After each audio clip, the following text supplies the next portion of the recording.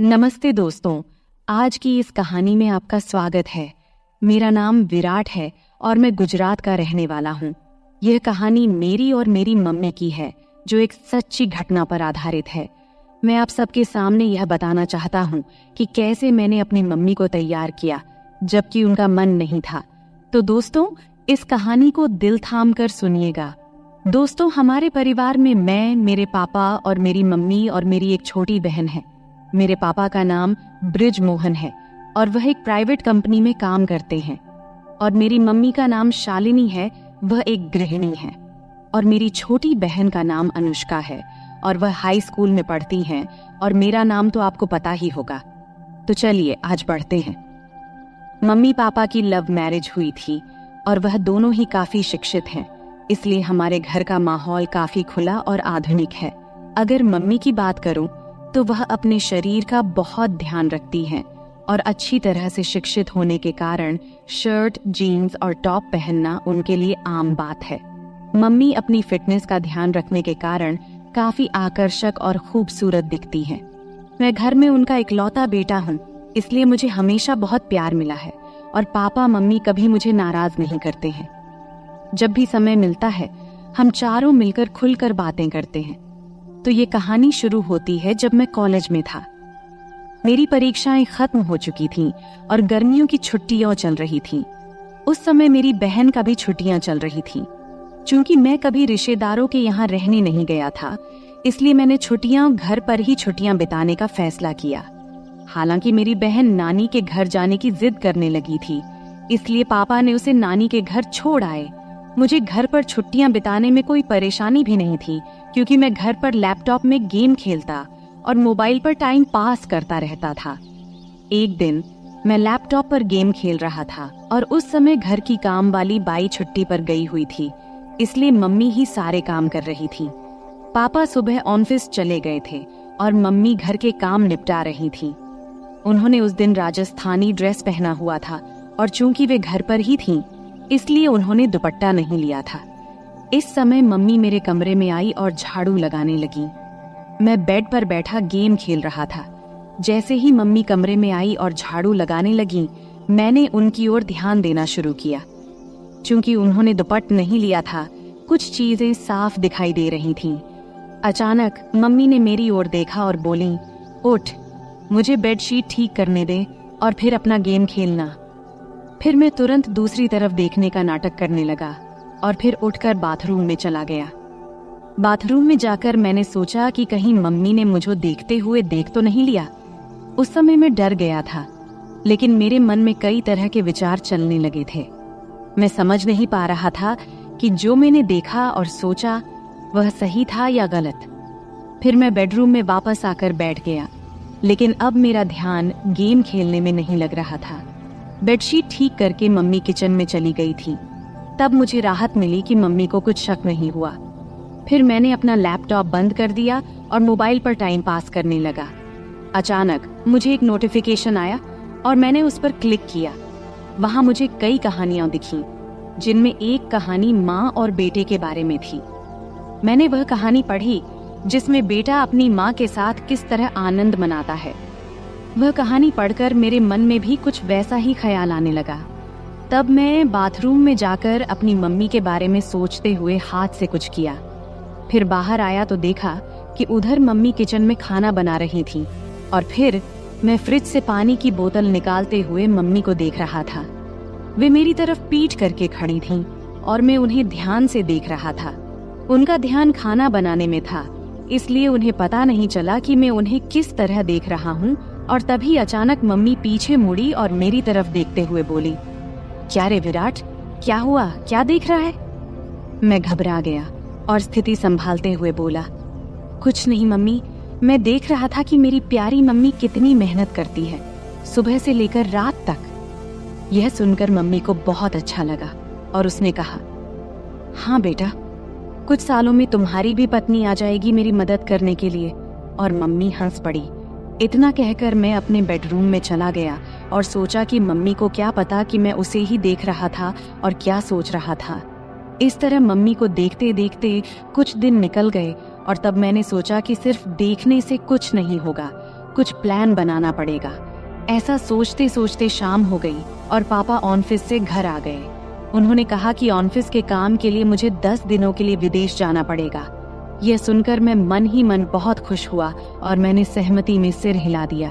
फिर 3 दिन बाद पापा जाने वाले थे और मैंने ठान लिया कि जो भी करना है इन 10 दिनों में ही करना है, नहीं तो फिर ऐसा मौका नहीं मिलेगा। अगले दिन मंगलवार था। पापा जाने वाले थे, इसलिए थोड़ी बहुत शॉपिंग करनी थी। मम्मी और पापा शॉपिंग के लिए निकलने वाले थे। तब मुझसे पूछा, तू आएगा?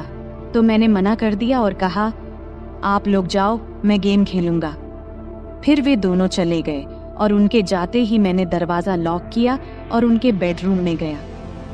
मैंने अलमारी खोलकर देखा कि क्या मुझे कोई आइडिया मिलता है। तभी मुझे एक युक्ति सूझी। मैंने और ढूंढने की कोशिश की तो मुझे मम्मी की लिपस्टिक और बॉडी स्प्रे मिला। ढूंढते हुए मुझे मम्मी के कई कपड़े मिले। उनमें एक ड्रेस मिला। मम्मी का वह 1 पीस था, लाल रंग का। उसे देखकर मैंने सोचा, मम्मी इस ड्रेस में कैसी लगेगी। सोचते सोचते मैंने अलमारी में कपड़े ठीक ठाक से रख दिया। लेकिन बेडरूम में मम्मी की फोटो देखकर मुझे फिर से कुछ अजीब महसूस हुआ। अब मैंने मन में ठान लिया था कि मम्मी के नाम पर कुछ भी नहीं होने वाला। अब कुछ करना ही पड़ेगा, तभी मैं शांत हो पाऊंगा। सब कुछ ठीक से समेटकर मैं हॉल में आकर टीवी देखने लगा। तभी मम्मी और पापा वापस आ गए और बैठ गए। इस तरह वह दिन निकल गया और अगले दिन पापा जाने वाले थे। इसलिए मम्मी ने जल्दी उठकर सब कुछ समेट दिया और पापा को नाश्ता देकर घर के बाकी काम करने लगी। सुबह के 8 बजे पापा हमें बाय बोलकर चले गए और मम्मी भी घर के कामों में लग गई। पापा का बाहर कंपनी के काम से जाना हमारे लिए कोई नई बात नहीं थी। मम्मी जल्दी उठने और पापा को संभालने के चक्कर में नहाने नहीं गई थी। पापा के जाने के बाद सुबह 9 बजे मम्मी नहाने चली गई और मैं हॉल में टीवी देख रहा था। अचानक मम्मी की आवाज आई, विराट, तौलिया दे दो। मैं बाहर ही भूल आई। मैं तुरंत तौलिया लेकर गया। मम्मी ने दरवाजा थोड़ा सा खोला और तौलिया लेने के लिए हाथ बढ़ाया। जब मम्मी ने तौलिया के लिए हाथ बढ़ाया तो मैंने देखा कि मम्मी के बाल पूरी तरह भीगे हुए थे। उनके हाथ से पानी टपक रहा था और उनके चेहरे और हाथों पर पानी की बूंदें देखकर मम्मी मुझे बेहद खूबसूरत लगी। जब मम्मी ने हाथ आगे किया तो वह थोड़ा साइड में खिसकी थी। तब मुझे वह थोड़ी सी दिखी और उस पर पानी की बूंदें भी थीं। उसके हाथ जैसे मुझे अंदर बुला रहे थे, लेकिन वह चालाक थी, तुरंत अंदर खिसक गई। ऐसा लग रहा था कि मैं तुरंत अंदर जाकर उसे खड़ा खड़ा ही आनंद दे दूं। वैसे भी पापा घर पर नहीं थे, लेकिन मैंने खुद पर काबू किया और हॉल में आकर बैठ गया। फिर 5 मिनट बाद मम्मी तौलिया लपेटे हुए हॉल में आई और टीवी के पास लगे शीशे के सामने खड़ी होकर हेयर ड्रायर से बाल सुखाने लगी। मैं और भी ज्यादा परेशान हो गया और उसे पीछे से देखने लगा। जब जब मम्मी अपने बालों में हाथ डालकर हेयर ड्रायर से बाल सुखा रही थी, उसके लिए यह सब नॉर्मल था। लेकिन उसे क्या पता था कि पीछे सोफे पर बैठा लड़का उसे आनंद देने के लिए पागल हो रहा है और उसे पीछे से देख रहा है। मैंने मन में विचार किया कि आज से ही कोशिश करनी चाहिए और मैंने बिना समय गवाए बोला, मम्मी, तू हमेशा साड़ी और राजस्थानी ड्रेस ही पहनती है घर में? तब मम्मी बोली, क्यों रे बेटा, ऐसा क्या है? मुझे जो सही लगता है वो पहनती हूँ। तुम्हें ऐसा क्यों लगता है कि कुछ और पहनना चाहिए? तब मैंने कहा, कुछ नहीं मम्मी, कल जब तूने जीन्स और टॉप पहना था तो बस यूं ही कह रहा था। तब मम्मी बोली, अरे पागल, घर में कौन जीन्स और टॉप पहनता है? बाहर जाना हो तभी पहनूंगी ना। फिर मैंने कहा, ऐसा नहीं है मम्मी, जब तू साड़ी और राजस्थानी ड्रेस पहनती है तो थोड़ा उम्र दराज लगती है, इसलिए बोला। फिर मम्मी ने जवाब दिया कि अब जवान दिखकर क्या करना है, जिससे प्यार किया उसे शादी कर ली, और अब तुझ जैसा आलसी बेटा और अनुष्का जैसी खूबसूरत बेटी है, फिर और क्या चाहिए। इतना कहकर मम्मी जोर से हंसी और बेडरूम में कपड़े पहनने चली गई। मैं भी हंस पड़ा और टीवी देखने लगा। थोड़ी देर बाद मम्मी बाहर आई कपड़े बदल कर। देखकर मुझे खुशी भी हुई और नाराजगी भी, क्योंकि उसने मेरी बात मानी थी। नाराज इसीलिए कि अब वो फिर से पूरी तरह से ढकी हुई थी। मम्मी हॉल में आई और बोली, अब कैसी लग रही हूँ? मैं हैरान होकर बोला, वाह, अब तो तू एकदम मेरी उम्र की लड़की लग रही है। मम्मी बोली, अरे बुद्धू, तेरे और मेरे बीच 18 साल का अंतर है और कैसे मैं तेरी उम्र की लग सकती हूँ। अब मुझे समझ नहीं आ रहा था कि क्या कहूँ, लेकिन कुछ तो कहना था, इसलिए मैंने कहा, अरे मम्मी, हमारा और तेरा उम्र का अंतर हमें पता है, लेकिन बाहर किसी को थोड़ी पता है। अगर हम दोनों बाहर घूमने गए तो लोग सोचेंगे कि हम गर्लफ्रेंड बॉयफ्रेंड हैं। इतना कहकर मैं जानबूझकर रुक गया और मम्मी की प्रतिक्रिया देखने लगा। तभी मम्मी ने बिना समय गवाए उत्सुकता से पूछा, अच्छा और क्या, बोलना बेटा। अब आगे मैंने कुछ नहीं बोला, बस इतना कहा कि छोड़ो मम्मी, तुम्हें गुस्सा आ जाएगा। तब मम्मी बोली, मुझे कभी तुझ पर गुस्सा आया है क्या? और तुझे भी पता है कि मेरा बेटा कभी गलत नहीं करता, तो मुझे गुस्सा क्यों आएगा? अब जल्दी बोल, क्या कहने वाला था? तब मैंने कहा कि अगर हम साथ में बाहर कहीं घूमेंगे गए तो लोग हमें गर्लफ्रेंड बॉयफ्रेंड समझेंगे, लेकिन तुम्हारे गले में मंगलसूत्र देखकर वे हमें पति पत्नी भी समझेंगे। ये सुनकर मम्मी जोर जोर से हंसने लगी। फिर मम्मी बोली, अरे बाप रे, इतनी छोटी सी बात के लिए मुझे क्यों गुस्सा आएगा? और फिर से मम्मी हंसने लगी। तब मैंने उनसे कहा, हंसो मत मम्मी। इतना कहकर मम्मी ने मुझे चिढ़ाने के लिए फिर से हंसना शुरू कर दिया और मैंने मम्मी की तरफ दौड़ लगाई, मजाक में मारने के लिए। मम्मी तब भागकर किचन में चली गई और हंसती रही। फिर मैं हॉल में बैठकर सोचने लगा कि चलो, शुरुआत तो हो गई है, लेकिन अभी बहुत काम बाकी है और वो भी उतना ही मुश्किल। मम्मी बहुत संस्कारी है और मैंने कभी उसे ऐसा महसूस नहीं किया कि उसे इस तरह की किसी चीज की कमी महसूस हो रही हो। मम्मी और पापा की लव मैरिज होने की वजह से खुशी तो उनमें पहले से ही है। जरूरत तो मुझे थी और मुझे वो जरूरत किसी भी हाल में पूरी करनी थी, वो भी मम्मी से। फिर थोड़ी देर बाद मैंने फिर से कोशिश शुरू की। मम्मी किचन में काम कर रही थी। मैं वहां गया और कहा, मम्मी, तुम्हें रोज रोज ये काम करते करते बोर नहीं होता क्या? तब मम्मी ने कहा, नहीं बेटा, जब हमारी काम वाली बाई आती है तब मुझे आराम मिलता है। तब मैंने कहा, माँ, अभी तो छुट्टियां शुरू ही हुई हैं और मुझे बहुत बोरियत फील हो रही है। तब मम्मी ने बोला, तो क्या करें, कहाँ चलें घूमने? हम दोनों ही हैं घर में अब। मैंने कहा, हाँ चलेंगे मम्मी, लेकिन पापा के आने के बाद। तब मम्मी बोली, तब तक क्या करेगा? मैंने बोला, मुझे एक गेम पता है, अगर तुम्हें कोई दिक्कत न हो तो खेलते हैं घर में। मम्मी ने कहा, मुझे लैपटॉप पर गेम्स खेलने में कोई दिलचस्पी नहीं है, कुछ और बताओ। फिर मैंने कहा, अरे मेरी प्यारी मम्मी, लैपटॉप पर नहीं, बस ऐसे ही हम दोनों खेलेंगे। तब मम्मी बोली, अच्छा ठीक है, कौन सा गेम है? मैंने बोला, मम्मी, ट्रूथ और डेयर। तब मम्मी बोली, अच्छा वो गेम ठीक है, खेलते हैं, लेकिन पहले मुझे घर के काम खत्म करने दे, फिर खेलेंगे। तब मैंने कहा, ठीक है मम्मी, तब तक मैं अपने बेडरूम में जाता हूँ, जब तुम्हारा काम खत्म हो जाए तो बेडरूम में आ जाना। ये कहकर मैंने उसे पीछे से गले लगा लिया और गाल पर एक किस किया और फिर बेडरूम में जाकर बैठ गया। मैं बेडरूम में बैठकर सोचने लगा कि मम्मी तैयार तो हो गई है, लेकिन क्या पूछूं जिससे उसे गुस्सा न आए और मेरा काम भी हो जाए। थोड़ी देर बाद मम्मी बेडरूम में आई और मेरे सामने बैठ गई। फिर मम्मी बोली, अब बोल, क्या खेलना है? तब मैंने बोला, मम्मी तुम्हें तो पता ही ट्रूथ और डेयर का खेल, अब मुझे बताओ कि गेम की शुरुआत तुम करोगी या मैं? तब मम्मी ने कहा, तुम ही करो शुरुआत। फिर मैंने मम्मी से पूछा, आपको ट्रुथ चाहिए या डेयर? तब मम्मी बोली, ट्रुथ। फिर मैंने सवाल पूछा, तुम्हारा शादी से पहले कोई बॉयफ्रेंड था? मेरा सवाल सुनते ही मम्मी बोली, ये कैसा सवाल है विराट? तब मैंने कहा, यही मेरा सवाल है और आपने ही तो ट्रुथ चुना है, तो अब बताओ। फिर मम्मी बोली, हाँ मेरा बॉयफ्रेंड था और वह तुम्हारे पापा ही है। इसके बाद मैं मम्मी से बोला, अब आप मुझसे पूछो, मेरा भी ट्रुथ है। तब मम्मी ने थोड़ा सोचा और फिर मुझसे सवाल पूछा। मम्मी बोली, तुम्हारी कोई गर्लफ्रेंड है? तब मैंने हाँ में जवाब दिया और कहाँ हाँ है, वह मेरे सामने ही बैठी है। मेरा जवाब सुनते ही मम्मी थोड़े गुस्से में बोली, अरे बेटा, ऐसा बोलना गलत है, मैं तुम्हारी मम्मी हूँ। शुरू में ही मेरा आत्मविश्वास थोड़ा कम हो गया, क्योंकि मम्मी को ऐसे गेम्स में कोई इंटरेस्ट नहीं था और वह संस्कारी थी। लेकिन मैं हार मानने को तैयार नहीं था। तभी मैंने कहा, अरे मम्मी, मजाक में बोला था, आप तुरंत क्यों गुस्सा हो जाती हो? तब मम्मी प्यार भरी मुस्कान के साथ हंस पड़ी और सिर हिला दिया। इसके बाद फिर मैं मम्मी से पूछा, अब आपको क्या चाहिए, ट्रुथ या डेयर? तो फिर से मम्मी ने ट्रुथ बोला। तब मैं उनसे सवाल किया, शादी से पहले क्या आपने कभी आनंद लिया या कोई खेल खेला है?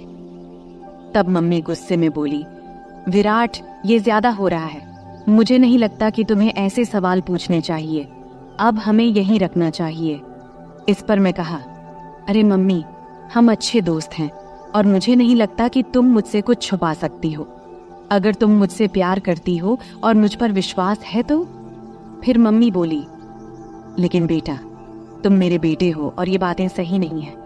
तब मैंने उनसे कहा, मम्मी, तुम तो बहुत पढ़ी लिखी हो, फिर भी तुम्हें ये बातें गलत लगती हैं। ये वही बातें हैं जो हमें फर्स्ट साइंस में सिखाई जाती हैं। तब मम्मी बोली, ये साइंस में नहीं सिखाई जाती बेटा। तब मैंने कहा, नहीं सिखाई जाती तो फिर मुझे इन चीजों के बारे में कुछ भी पता नहीं होना चाहिए। इसके बाद मम्मी बोली, तुम्हें हर चीज जानने का पूरा हक है, लेकिन ध्यान रखो कि तुम किससे पूछ रहे हो। तुम मुझसे यानी अपनी माँ से ये सब पूछ रहे हो। तब मैंने कहा, मम्मी, तुम्हें भी पता है कि मेरे कोई और दोस्त या गर्लफ्रेंड नहीं है, तो मैं किससे पूछूं? तुम ही हो जिससे मैं हर बात करता हूँ। तब मम्मी को थोड़ा बुरा लगा, क्योंकि बचपन से ही मैं ज्यादा बाहर नहीं गया था और इसलिए मेरे ज्यादा दोस्त भी नहीं थे।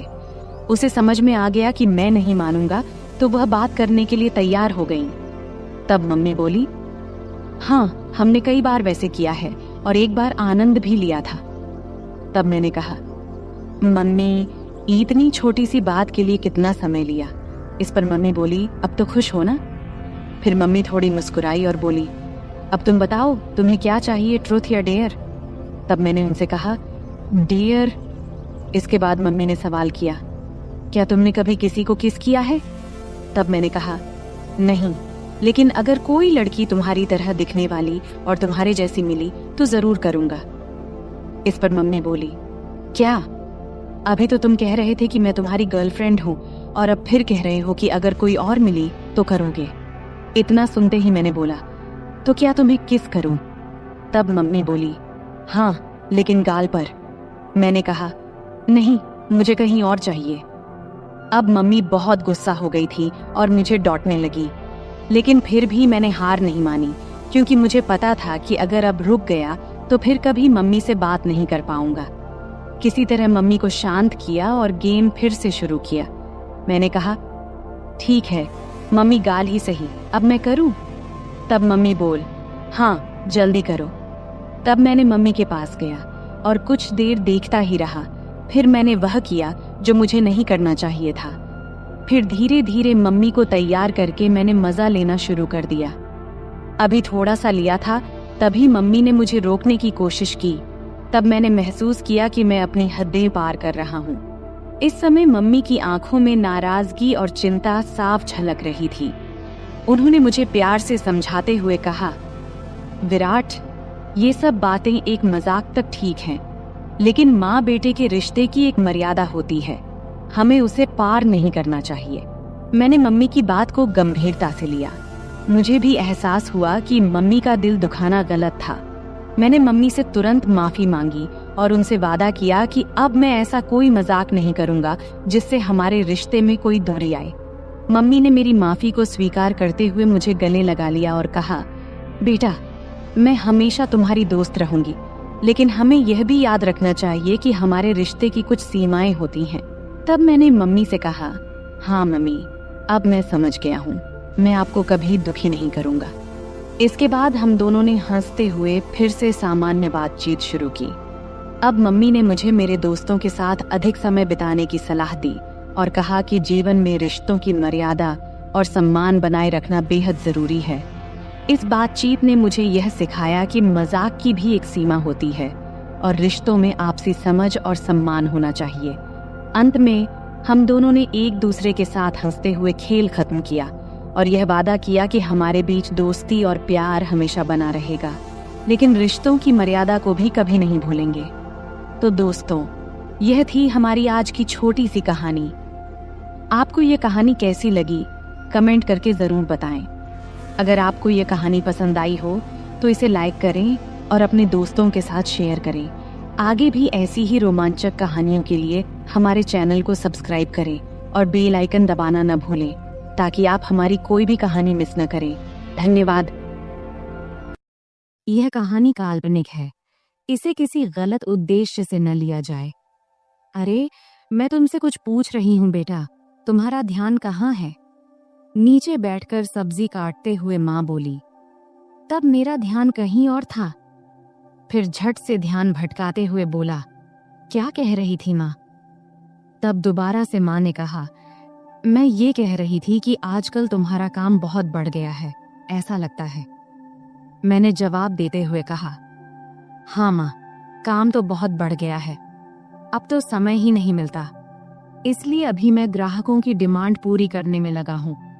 बस थोड़े दिन आप इंतजार कर लो, सब खत्म होते ही जल्द ही मैं आपको फ्री मिलूंगा। नमस्ते दोस्तों, आज की इस कहानी में आपका स्वागत है। मेरा नाम अभय है और आज मैं आपको अपनी और अपने माँ की कहानी सुनाने वाला हूँ।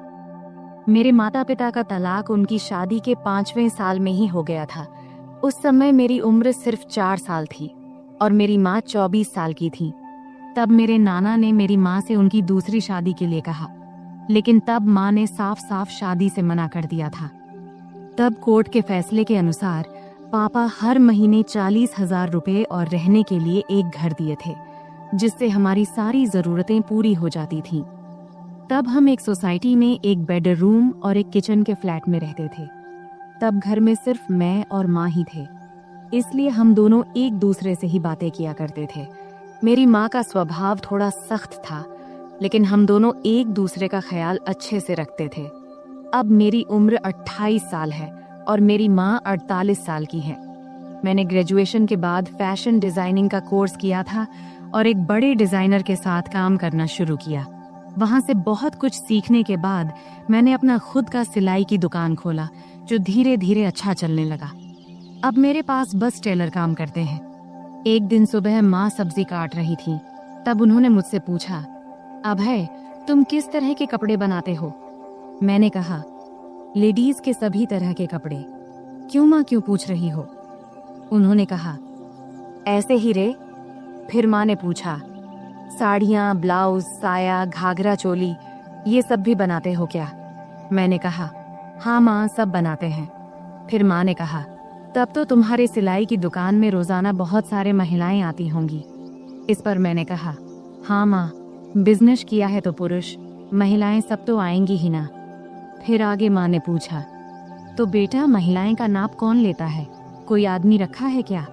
तब मैंने कहा, हाँ माँ, सब मैनेज हो जाता है, आजकल सब चलता है, लेकिन तुम इतना क्यों पूछ रही हो? इस पर माँ ने कहा, मुझे भी कुछ ब्लाउज सिलवाने हैं, मेरी जो दोस्त थी उसने अब काम छोड़ दिया है। मैंने कहा, माँ, आप इतने देर से पहेलियां क्यों बुझा रही थी? अगर आपको ब्लाउज बनवाना है तो इसमें दिक्कत क्या है? तुम अपना पुराना ब्लाउज दे दो, मैं टेलर को दे दूंगा, वह बना देगा, फिर लाकर तुम्हें दे दूंगा। इतना सुनते ही माँ ने कहा, मेरा कोई भी ब्लाउज अब फिट नहीं होता है, नई नाप लेनी पड़ेगी। इस पर मैंने कहा, ठीक है माँ, मैं टेलर को बोल दूंगा, कल टेलर आकर तुम्हारी नाप ले लेगा। अब तो कोई दिक्कत नहीं है ना? तभी माँ बोली, बेटा मुझे ऐसा नहीं लगता कि मैं किसी अजनबी आदमी को अपना नाप लेने दूंगी। मैंने कहा, माँ, अगर आप नाप नहीं देंगी तो फिर ब्लाउज कैसे सिलाएगा? फिर थोड़ी देर सोचने के बाद माँ ने कहा, तू ही क्यों नहीं मेरा नाप ले लेता? यह सुनकर मैं हैरान होकर बोला, मैं? ये कैसे हो सकता है? माँ ने जवाब दिया, इसमें क्या है, मुझे तुझसे नाप लेने में कोई दिक्कत नहीं होगी। अब मैं थोड़ा असमंजस में पड़ी एज गया था, क्योंकि दूर से देखने और किसी को छूने में बहुत फर्क होता है। लेकिन तब यह हाथ आया, मौका छोड़ना भी मुझे सही नहीं लगा। उस दिन सोमवार का दिन था और उस दिन विश्वकर्मा पूजा था, तो सिलाई की दुकान बंद था। तब मैंने सोचा कि आज ही ये काम कर लेना चाहिए। फिर सुबह नाश्ता करके मैं सिलाई की दुकान से कुछ एल्बम और माप लेने का सामान लेकर आ गया। तब मैंने ऐसे एल्बम चुना था जिनमें डिजाइन वाले ब्लाउज दिखाए गए थे। इनमें से कुछ बहुत ही छोटे और बैकलेस थे। फिर मन ही मन मैंने तय किया कि आज ये काम अच्छे से पूरा करना है। 12 बजे जब मैं घर पहुंचा तब माँ रसोई में थी। उन्होंने मुझसे कहा, बेटा आ गया तू, सामान ले आया? तब मैंने कहा, हाँ सब ले आया हूँ, अब तुम जल्दी से अपना काम खत्म कर लो। फिर थोड़ी देर बाद माँ मेरे पास आकर बैठ गई और एल्बम देखने लगी। तब वह हल्की पीली साड़ी पहनी थी और उनकी साड़ी का कपड़ा इतना पतला था कि शरीर की रूपरेखा दिख रही थी। तब मैं माँ को देखते देखते खो गया। तभी उन्होंने तेज आवाज में कहा, अभय सुन रहा है तू? तब मैं चौंक कर बोला, हाँ क्या हुआ माँ?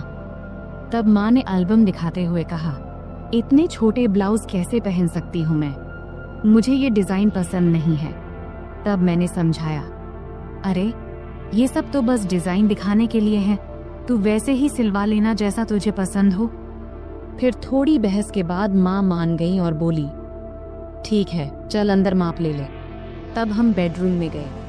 फिर मैंने माप लेने के लिए टेप निकाला। तब माँ खड़ी हो गई और बोली, सही से माप लेना ताकि बाद में दिक्कत कोई ना हो। तब मैं अपनी माँ का नाप लेने के लिए तैयार था। अपने मन पर और खुद पर पत्थर रखकर मैंने यह काम शुरू किया। तब मैं पूरी कोशिश कर रहा था कि यह काम एक प्रोफेशनल टेलर की तरह करूं, लेकिन इस दौरान मेरे दिल की धड़कन तेज हो गई। तभी माँ ने और करीब आकर मुझसे कहा, चल जल्दी कर, मुझे और काम भी करना है। फिर मैंने माप लेना शुरू किया और पहले मैंने माँ के बाजू, कंधे और कमर का नाप लिया। फिर थोड़ा रुककर मैंने माँ से पूछा, माँ ब्लाउज के नीचे की पट्टी इतनी छोटी क्यों होती है, इससे परेशानी नहीं होती क्या? मैंने सुना है कि कई महिलाओं को वहाँ के कपड़े काटने से दिक्कत होती है, क्या तुम्हें कभी ऐसा हुआ है? इस पर माँ ने सिर झुका लिया और कहा, मुझे तो अभी तक कोई दिक्कत नहीं हुई। फिर मैंने कहा, मुझे लगता है कि तुम्हें थोड़े बड़े डिजाइन के ब्लाउज सिलवा लेने चाहिए। इस पर माँ ने हामी भरी और मैं फिर नाप लेने लगा। मैंने गले का नाप लेना शुरू किया। टेप को माँ की गर्दन के चारों ओर रखा। तब मैंने यह ध्यान रखा कि मेरी उंगलियां उनकी त्वचा को न छुएं और उनसे 1 इंच की दूरी पर रहें। फिर आगे मैंने पूछा, गला इतना रखना है या थोड़ा कम ज्यादा करूं? क्योंकि मेरी माँ का गला थोड़ा बड़ा था और वहाँ थोड़ी सी गहराई दिखाई दे रही थी, इसीलिए मैंने थोड़ा झिझकते हुए कहा, माँ तुम्हें क्या ठीक लगेगा? माँ ने मुस्कुराते हुए कहा, बेटा तुम तो अब इस काम में माहिर हो गए हो। मैंने जवाब दिया, माँ तुम जैसा कहोगी मैं वही करूँगा।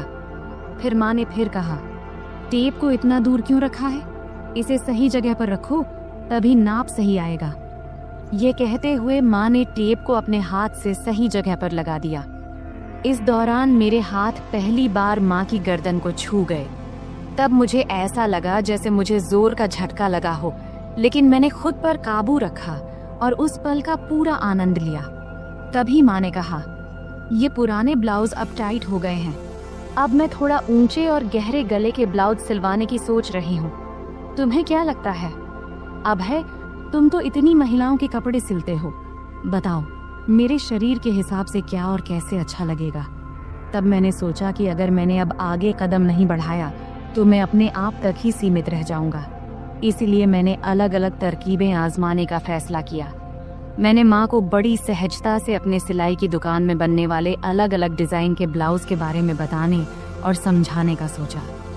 मैंने कहा, मुझे लगता है कि गला जितना गहरा है उतना ही काफी है, लेकिन अगर गले को गहरा रखकर बाकी हिस्से को थोड़ा बड़ा बना दिया जाए तो कैसा रहेगा? फिर मैंने टेप को उनके गले से निकालते हुए कहा, और गले को थोड़ा और गहरा बनाने में क्या दिक्कत है? फिर माँ बोली, बाकी हिस्से को बड़ा कैसे करेंगे ये बताओ। अब माँ भी थोड़ा सहज होने लगी थी और यही मैं चाहता था।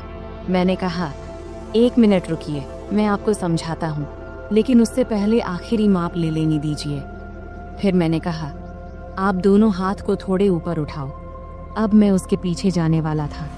उसने हाथ उठाए ही थी कि मैं उसके करीब आकर उसकी पीठ के पीछे से अपने हाथ ले गया।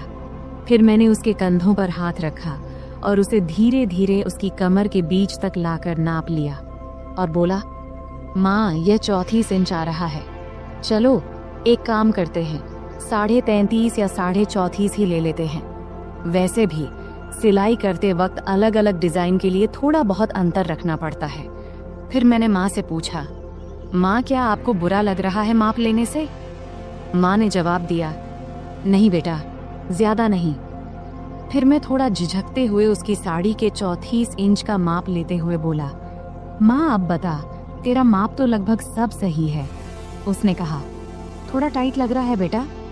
फिर मैंने टेप को गले में डालकर कहा, अब यहाँ आईने के सामने आ जाओ। फिर मैंने उसके दोनों कंधे पकड़कर उसे आईने के सामने खड़ा कर दिया। तब उसके चेहरे पर एक सवालिया भाव था। फिर मैंने कहा, माँ, सब बताता हूँ, थोड़ा सा रुक जा, पहले पानी पीकर आता हूँ, तुझे चाहिए क्या? तब उसने सिर हिलाकर मना कर दिया। फिर मैं रसोई में गया, पानी पिया और खुद को थोड़ा ठीक किया। फिर कुछ आगे का सोचने लगा कि अब यह सब करते हुए मैं अगले कौन सा कदम बढ़ाऊं। तब 2-3 विकल्प मेरे मन में आए। फिर मैं वापस बेडरूम में आ गया। तब माँ ने अपना पल्लू फिर से कंधे पर ठीक से ले लिया था, लेकिन 6 फुट के बड़े शीशे के सामने वह बेहद ही सुंदर लग रही थी, जिसे मैं शीशे में ही निहारने लगा। तभी माँ बोली, कहाँ ध्यान है बेटा, इधर देखो, अब मैं तुझे इसी ब्लाउज में बदलाव करके दिखाती हूँ, जैसा कि तूने मुझसे कहा कि हम गले को 1 इंच गहरा कर लेते हैं। फिर उसने कहा, तू ऊपर वाला हुक खोल और ऊपरी किनारों को अंदर मोड़ कर देख। तब उसे ठीक से समझ नहीं आया, तो उसने प्रश्न भरी नजरों से मेरी ओर देखी और बोली, मुझे समझ नहीं आ रहा, तू ही कर ले, मैं यह तुझ पर छोड़ती हूँ। तब तीर सीधे निशाने पर लगा था और मुझे भी यही चाहिए था। फिर मैंने आराम से उसके हुक खोले और किनारों को उलटी दिशा में अंदर की तरफ मोड़ने लगा। मैं ऐसा कर रहा था और वह खुद को शीशे में देख रही थी। फिर मैं जल्दी जल्दी अपने काम निपटाने लगा। उस दिन मुझे भी एक अजीब सा सुकून मिल रहा था। जब मेरा काम हो गया तो मैं उसके और ड्रेसिंग टेबल के बीच से हटकर एक तरफ हो गया और उससे कहा, देखो, अब यह वैसे ही है जैसा तुम चाहती थी, 1 इंच गहरा।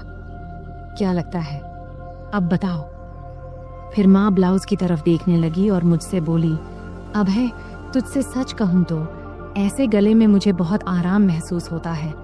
ऐसे ब्लाउज पहनने पर ऐसा नहीं लगता जैसे हंस को पानी में तराने से। फिर मैंने कहा, माँ, नाराज मत होना, लेकिन एक बात कहूँ। अब मैं अगला कदम उठाकर उसे और सहज करने की कोशिश करना चाहता था। तब माँ मुस्कुराते हुए बोली, नहीं रे अभय, मैं तुझसे कैसे नाराज हो सकती हूँ, बोलना जो बोलना है। तब मैंने सावधानी से कहा, इतने गहरे गले वाले ब्लाउज से सब कुछ बहुत ज्यादा नजर आता है और यह थोड़ा अजीब भी लगता है।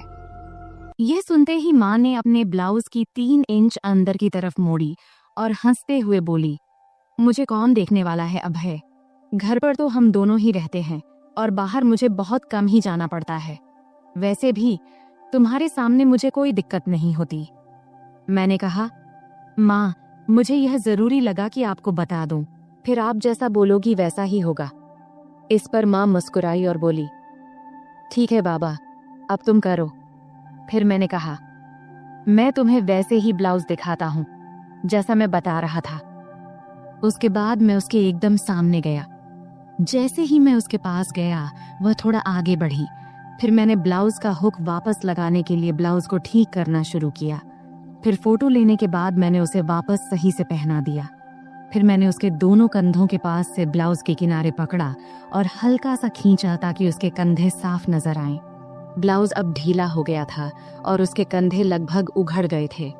इसके बाद मैंने नीचे से दोनों तरफ अपनी 2 उंगलियां अंदर डालीं और वह सहजता से ब्लाउज के अंदर चली गई। तब उसने मेरी तरफ देखकर कहा, क्या कर रहे हो बेटा, मुझे कुछ समझ नहीं आ रहा, बस 1 मिनट रुको माँ। मैंने सिर हिलाते हुए कहा और फिर अपने काम में लग गया। अब मैंने उसके ब्लाउज के नीचे की किनारी पकड़ा और उसे थोड़ा नीचे खींचा। फिर मैंने उसके ब्लाउज के नीचे के दोनों हुक खोल दिए अब उसकी गर्दन की कटिंग थोड़ी दिख रही थी। अब सारा काम खत्म करने के बाद मैं थोड़ा पीछे हटकर उसे एक बार देखा और फिर किनारे हो गया।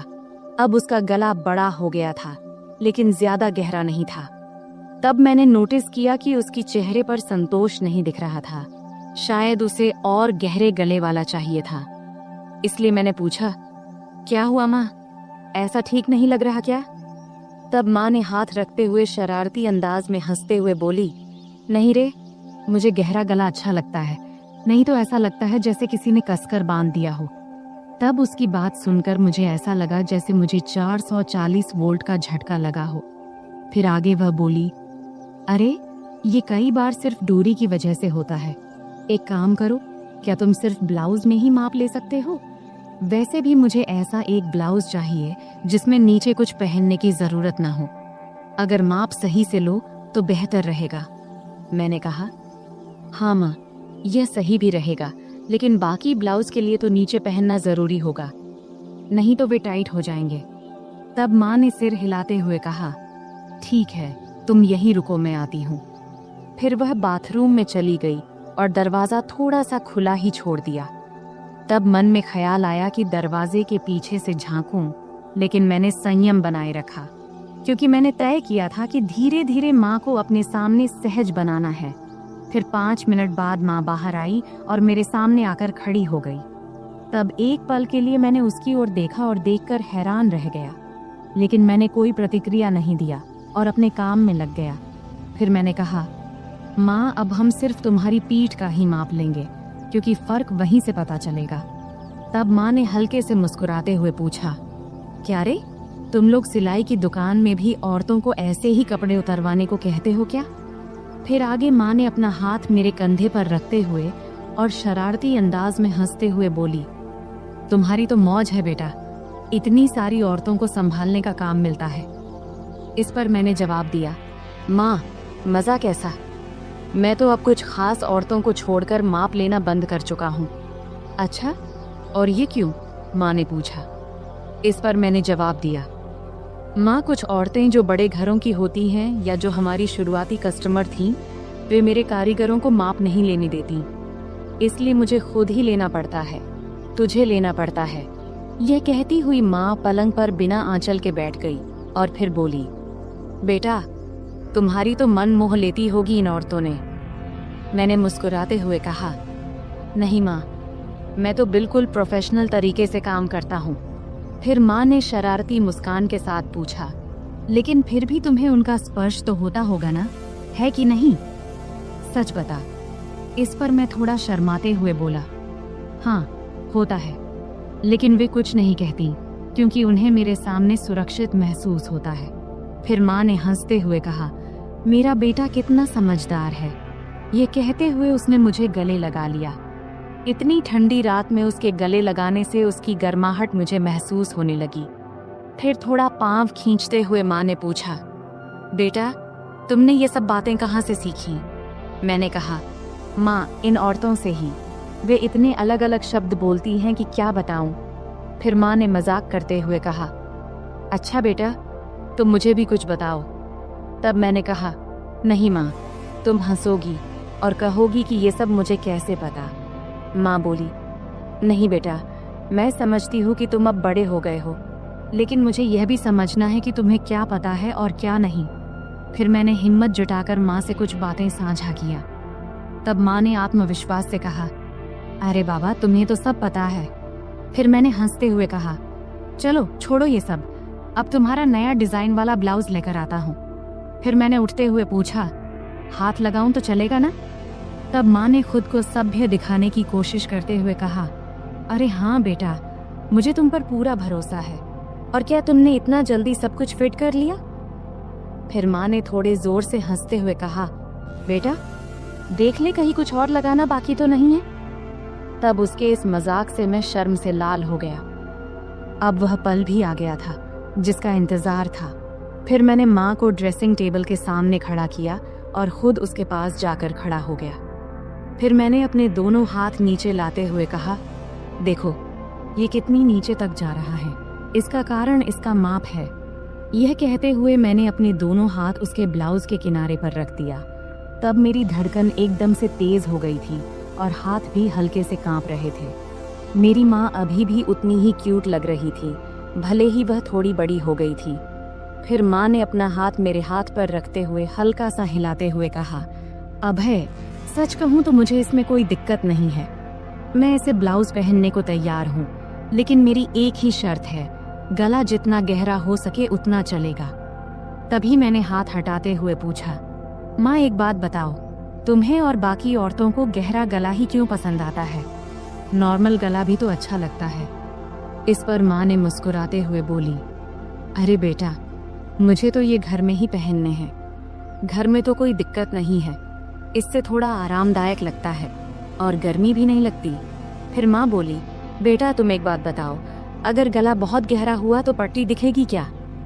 मैंने जवाब दिया, हाँ जरूर दिखेगी, लेकिन अगर गर्मी लगती है तो आल घर में सिर्फ गाउन क्यों नहीं पहनती? खैर कुछ ना पहनोगी तब भी चलेगा, मैं तुम्हारे लिए एक सुंदर स्लीवलेस गाउन सिलवा देता हूँ। तब माँ ने अपना नाक सिकोड़ते हुए कहा, गाउन और वह भी स्लीवलेस? मुझे पसंद नहीं है। तब मैंने समझाते हुए कहा, अरे घर में तो कोई दिक्कत नहीं है, वैसे गर्मी में पेटीकोट भी नहीं पहनोगी तो और आरामदायक लगेगा। चलो एक काम करते हैं, एक ऐसा गाउन सिलवा कर देख लो, बस एक बार पहन कर देखना, अगर अच्छा लगे तो ठीक, वरना मत पहनना। तब माँ ने सोचा और कहा, ठीक है बाबा, एक बार ट्राई कर लेंगे, अब आगे क्या करना है? मैंने हल्की मुस्कान के साथ कहा, आप तो बस इसे फाइनल कर लेते हैं, और अगर गाउन अच्छा लगा तो तुम्हें और भी सिलवा दूंगा। फिर मैंने माँ को गाउन का सैंपल दिखाने के लिए अलमारी से एक गाउन निकाला और कहा, देखो ये स्लीवलेस है, लेकिन इसका मटेरियल बहुत कंफर्टेबल है, इसे पहन कर देख लो, अगर अच्छा लगे तो इस डिजाइन में कुछ और बना दूंगा। माँ थोड़ा हिचकिचाई, लेकिन फिर उसने कहा, ठीक है, इसे पहन कर देखती हूँ। वह गाउन लेकर बाथरूम में चली गई। तब मैं थोड़ा नर्वस था, लेकिन खुद को शांत रखने की कोशिश कर रहा था। कुछ देर बाद माँ बाहर आई। गाउन में वह बहुत प्यारी लग रही थी। आते उसने पूछा, कैसा लग रहा है बेटा? मैंने कहा, बहुत अच्छा लग रहा है, तुम पर यह डिजाइन बहुत सूट कर रहा है। फिर माँ ने आईने में खुद को देखा और हल्के से मुस्कुराई। फिर उसने कहा, हाँ ये तो सच में बहुत आरामदायक लग रहा है। फिर मैंने माँ से कहा, तो पक्का, अब मैं ऐसे 2-3 और डिजाइन तैयार कर दूंगा। माँ ने कहा, ठीक है, लेकिन ध्यान रखना कि मटेरियल हमेशा ऐसा ही होना चाहिए, और हाँ गला थोड़ा गहरा हो तो बेहतर होगा। फिर मैंने सहमति में सिर हिलाया। यह कहते हुए माँ फिर से सामान्य कपड़ों में वापस आ गई। फिर हमारी बातचीत यही खत्म हो गई। आखिरकार मैंने महसूस